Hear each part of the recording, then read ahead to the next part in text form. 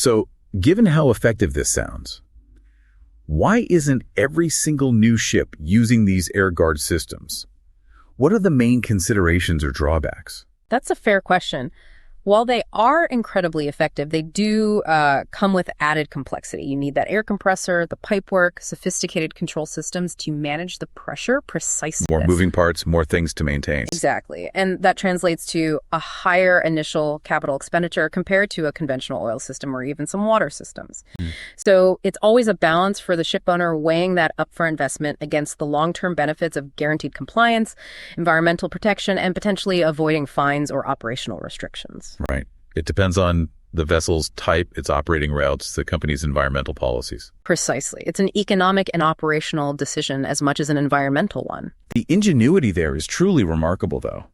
But beyond these core systems, the bearings, the seals, the lubrication method, what are these sort of unsung, maybe less glamorous components?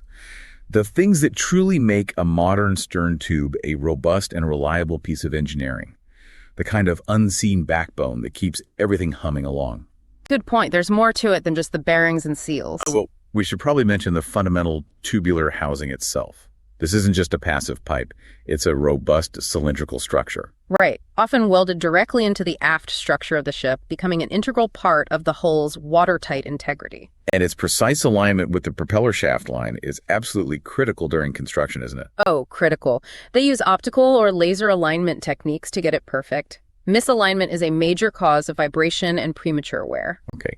And within this housing, you'll typically find at least two main bearings. Usually, yes. An aft bearing, sometimes called the outboard bearing, which is closer to the propeller. That one takes the brunt of the load, the propeller weight, and hydrodynamic forces. Okay. And then there's usually a forward or inboard bearing closer to the engine room, providing secondary support and ensuring the shaft runs true. They have different load requirements and are designed accordingly. Got it. And for a system this critical, you can bet there are smart systems involved now. Absolutely.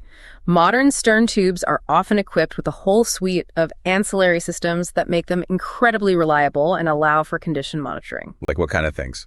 Well, we're talking about an array of sensors. Monitoring bearing temperatures is standard. Vibration sensors are common too. For oil systems, you might have oil quality sensors, flow sensors. All providing real-time data. Yes, feeding back to the engine control room or monitoring systems, allowing engineers to practice predictive maintenance, spotting potential issues like rising temperature or changing vibration before they become major failures. What else? Then there are shaft liners. These are really important. They're replaceable sleeves, usually made of bronze or stainless steel, fitted over the main propeller shaft in the seal area. Why have those? To protect the much more expensive propeller shaft itself from wear caused by the seals rubbing against it. It's much cheaper and easier to replace a worn liner during dry dock than to repair or replace the entire shaft. Makes sense. A sacrificial wearable part. Exactly. And speaking of sacrificial, you also have sacrificial anodes, usually blocks of zinc or aluminum attached near the stern tube externally. For corrosion protection. Yes, specifically galvanic corrosion. Because you have different metals, propeller shaft, hull in seawater, it creates a kind of battery. The anodes corrode preferentially, protecting the more critical steel components. They silently safeguard against saltwater's relentless attack. Clever chemistry at work. Anything else? One more important one, earthing devices. Typically carbon brushes that run on the shaft. Earthing, like electrical grounding. Yeah. Right. To prevent stray electrical currents, which can be generated by the ship's systems or even static electricity from flowing through the shaft and bearings, these currents can cause electrical discharge machining, basically tiny sparks that pit and damage the bearing surfaces. The earthing device provides a safe path to ground. Wow. So it's a whole comprehensive, self-protecting little ecosystem down there. But that's a great way to put it. It really highlights the layers of engineering involved. Okay. So now if we compare these different stern tube types, we've discussed the conventional oil lubricated, the modern water lubricated, and those air guard assisted oil systems, you can see ship owners today have real choices, each with its own impact. Significant choices, yeah. The oil lubricated conventional system, as we said, offers that high load capacity, stable oil film, proven technology, but it carries that inherent environmental risk if a seal fails. Right. Water lubricated systems are environmentally ideal, zero oil risk, simpler fluid management in some ways. But they have those sensitivities to abrasive particles and potential wear or noise challenges in certain conditions. And finally, the air guard assisted oil systems give you that robust oil performance with near zero discharge, ticking both boxes. But they introduce that increased complexity and higher capital expenditure. It's a complex calculation. It is. The key takeaway here is how ship owners and designers now have to weigh these trade-offs. It's not just about pure performance anymore. It's also about ecological responsibility, regulatory compliance, and the very real financial penalties or reputational damage from pollution incidents. It certainly is a complex balancing act. And even with all this advanced tech, all the monitoring, things can still go wrong, right? Unfortunately, yes. Even with predictive maintenance and robust designs, failures can still happen. So what are the common failure modes we see for a system this critical if something does go wrong? Well, seal degradation is probably the most common issue, leading to those unwanted leaks, either oil out or water in. Seals wear out over time. They can be damaged by debris or sometimes improperly installed. Okay, leaks. What else? Then there's bearing wear. This can be caused by insufficient lubrication, maybe the oil level dropped or the water flow stopped, or contamination dirt, water, or wear particles getting into the lubricant. And as we mentioned, abrasive particles in water lubricated systems are a big factor. Right, the grinding effect again. Exactly. And finally, shaft misalignment is a big one too, whether it's from inaccuracies during installation or the hull flexing and deflecting during operation in heavy seas. The whole ship bends slightly. It does. These are huge structures. That misalignment places uneven loads on the bearings and seals, accelerating their wear, and, in severe cases, potentially leading to catastrophic failure of the bearing or even the shaft itself. And when things go wrong with the stern tube, it can be incredibly costly, I imagine.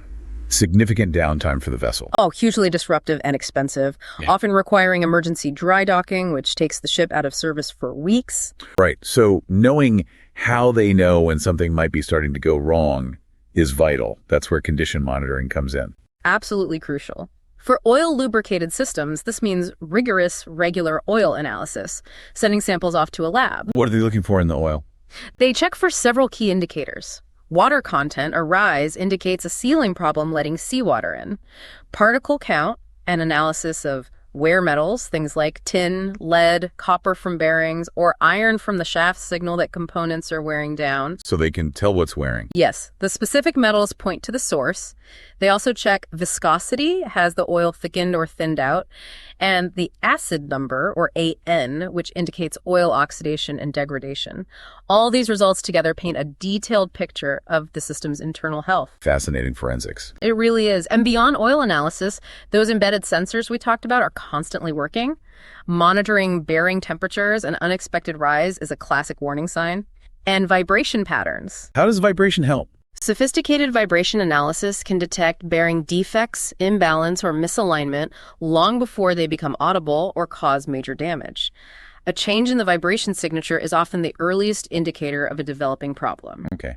And for water systems? For water lubricated systems, flow diagnostics are key. Ensuring there's adequate water flow for cooling and lubrication, and monitoring the quality or clarity of the water if filtration systems are used. So all this data feeds into Proactive maintenance strategies. It helps move beyond just fixed schedule routine checks like visual inspections, checking oil levels or system pressures, towards condition-based maintenance. And it informs the critical dry dock maintenance activities. which happen every few years. Typically every 5 years, sometimes less depending on the system and regulations. That's when they do the major work. Replacing seals and potentially bearings, renewing shaft liners if needed, and crucially, performing those precise alignment checks to ensure everything is still perfectly true after years of operation. So these actions are fundamental to preventing those premature failures and keeping ships moving safely and reliably. Absolutely fundamental. It's all about maintaining operational integrity. So if we look ahead now, look to the horizon. What does this all mean for where we're headed, the future of these stern tube systems? Well, like so much of marine engineering, the future is clearly going to be defined by that relentless push for greater sustainability and smarter technology. The regulatory push isn't going away, is it? Definitely not. Global discharge prohibitions, the mandate for ELs, those environmentally acceptable lubricants that will only continue to expand and likely become stricter, pushing the boundaries of what's acceptable for any discharge.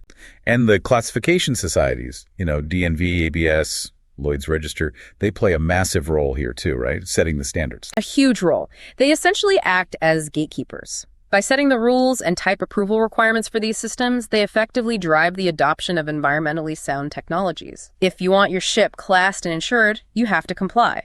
Right. And all of this pressure from regulators and class societies, it fuels continuous innovation, doesn't it? What exciting new developments are we actually seeing on the horizon? Well, host, we're definitely seeing advances in advanced materials. New polymer composites for water-lubricated bearings that offer even better wear resistance, lower friction, maybe handle misalignment better.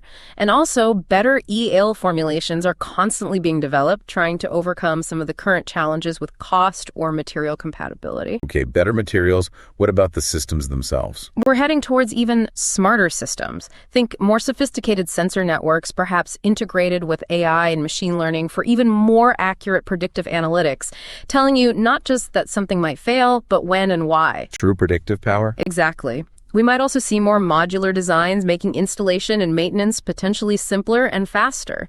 And the ultimate goal is perhaps even greater adaptability. Adaptability. How so? Maybe things like self-adjusting seals that can compensate for minor wear or misalignment automatically, or adaptive lubrication systems that can dynamically adjust oil flow or pressure based on real-time operating conditions like speed and load. Wow.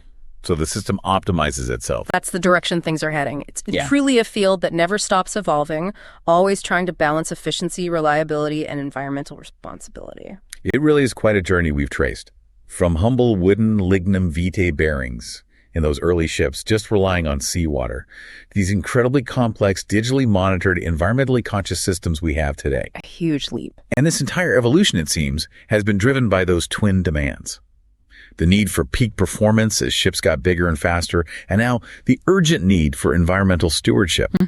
The stern tube, which seems like such a simple interface, conceptually just hole for the shaft, it truly embodies a remarkable story of continuous engineering adaptation happening right there beneath the waves. It really does. And, you know, this isn't just about a mechanical part.